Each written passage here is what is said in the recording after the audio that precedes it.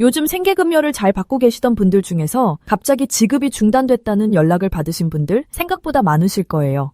특히 6월 들어 이런 사례가 더 자주 들려오고 있는데요. 그 이유는 바로 보건복지부에서 전국 생계급여 수급자를 대상으로 전수조사를 진행 중이기 때문입니다. 재산이 조금 늘었거나 자녀가 집을 샀거나 통장에 이자가 조금 붙었다는 이유만으로도 수급 자격에서 탈락하는 경우가 실제로 생기고 있습니다. 하지만 너무 걱정하지 않으셔도 괜찮습니다. 조건을 정확히 이해하고 필요한 대응을 하신다면 자격을 유지하거나 다시 복귀하는 것도 충분히 가능하니까요. 그래서 오늘은 생계급여가 왜 갑자기 끊기는지, 수급 기준과 신청 조건은 어떻게 달라졌는지, 그리고 놓치기 쉬운 세부적인 부분까지 하나하나 자세히 설명해 드릴게요. 먼저 최근 생계급여가 갑자기 중단됐다는 연락을 받으신 분들이 왜 많아졌는지부터 짚어보겠습니다. 보건복지부는 2025년 6월까지 생계급여 수급자 전체를 대상으로 전수조사를 진행하고 있습니다. 이번 조사는 단순한 정기 점검이 아니라 정말 생계급여가 제대로 지급되고 있는지 하나하나 다시 따져보는 대규모 조사예요. 그래서 소득이나 재산, 부양 의무자 관련 조건에 조금이라도 변화가 있으면 수급 자격에서 탈락할 수도 있는 상황입니다.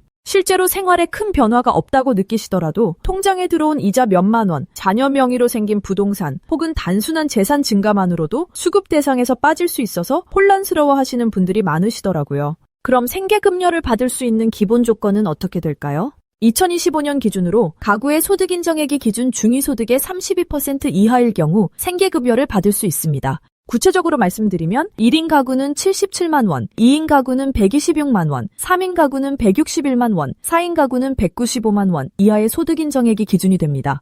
여기서 말하는 소득 인정액이란 단순한 월급이나 근로소득뿐만 아니라 집과 차량, 예금, 부채 등 모든 자산을 종합적으로 계산한 금액이에요. 다만 지역별로 공제되는 재산 기준이 따로 있습니다. 서울은 일반 재산 9,900만 원까지, 경기도는 8천만 원, 그리고 그 외 지역은 5,300만 원까지는 아예 없는 것으로 간주하고 계산해서 제외해줍니다. 예를 들어 서울에 사는 한 분이 예금 1,000만 원과 전세보증금 대출 500만 원을 갖고 계시다면 실제 재산은 500만 원으로 계산되겠죠. 이 정도는 서울 공제 기준인 9,900만 원보다 훨씬 낮기 때문에 생계급여 산정에는 영향을 주지 않는다는 뜻입니다. 그럼 일을 하고 있어도 생계급여를 받을 수 있을까요? 네, 받을 수 있습니다. 그리고 2025년부터는 근로소득 공제 혜택이 더 좋아졌기 때문에 일하면서도 생계급여를 유지하기 쉬워졌습니다. 기존에는 75세 이상 어르신에게만 적용되던 근로소득 공제가 이제는 65세 이상으로 확대됐는데요. 예를 들어 65세 이상이신 분이 한 달에 60만 원을 벌었다고 하면 이 중 20만 원은 아예 소득에서 제외되고요.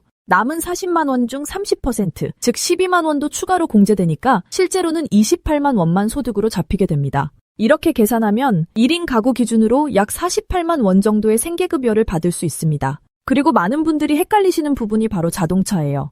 예전에는 차량이 있다는 이유만으로 수급에서 탈락하는 경우가 정말 많았죠. 그런데 2025년부터는 기준이 바뀌어서 차량을 보유하고 있더라도 일정 조건만 충족하면 수급 자격을 유지할 수 있습니다. 예를 들어 시세가 250만 원 정도인 10년 넘은 소형차를 갖고 계신다면 이 차량의 전액을 자산으로 보지 않고요. 250만 원의 4.17%만 소득으로 간주해서 계산합니다. 이 경우 약 10만 원 정도만 소득으로 잡히는 거라서 차량이 있어도 큰 무리 없이 생계급여를 받을 수 있는 구조로 바뀐 거예요. 단 차량의 시세가 500만 원 이하이고 연식이 오래된 차량에 한해서 이런 혜택이 적용되니까 이 기준은 꼭 확인하셔야 합니다. 그 다음으로는 부양 의무자 관련 기준이 정말 중요합니다. 예를 들어 자녀가 최근에 집을 샀다거나 예금이 늘었다거나 하는 이유만으로 수급 대상자가 본인은 그대로인데 탈락 통보를 받는 경우가 종종 있습니다. 2025년 기준으로 부양 의무자의 연소득이 1억 원 이상이거나 일반 재산이 12억 원을 초과하면 생계급여 대상에서 제외될 수 있어요. 자녀와 함께 살고 있지 않더라도 부양 능력이 있다고 판단되면 이런 일이 발생하는 거죠. 다만 모든 가구에 이 기준이 적용되는 건 아닙니다. 장애인 가구, 한부모 가구, 노인 단독 가구 등은 부양 의무자 기준이 아예 적용되지 않기 때문에 예외로 인정받을 수 있습니다. 그리고 생계급여는 매달 20일에 지급됩니다. 신규 신청자의 경우 신청 후 최대 60일 이내에 결과가 나오고 승인이 되면 신청한 해당 월부터 소급해서 지급받을 수 있어요. 만약 탈락 통보를 받으셨다면 90일 이내에 이의 신청을 하실 수 있습니다. 억울한 사유나 소명 자료가 있다면 반드시 활용하셔야 해요.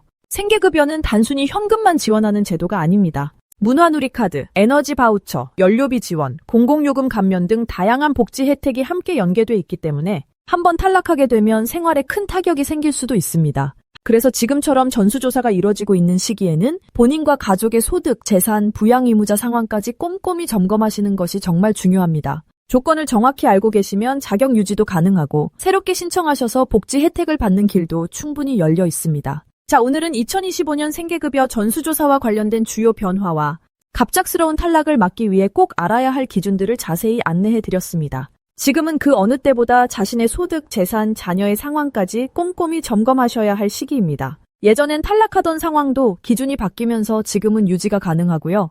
반대로 아무 생각 없이 넘어가면 아깝게 자격을 잃을 수도 있습니다. 혹시 주변에 생계급여를 다시 신청해 보려는 분이 계시다면 이번 영상 꼭 공유해 주세요. 기존 수급자분들도 새롭게 신청을 고민하시는 분들도 오늘 영상이 작은 도움이 되었기를 바랍니다. 복지 정보는 아는 만큼 든든하고 준비한 만큼 지킬 수 있습니다. 앞으로도 더 정확하고 빠른 복지 정보 제가 누구보다 친절하게 전해드릴게요. 영상이 유익하셨다면 좋아요, 구독, 알림 설정도 꼭 부탁드립니다.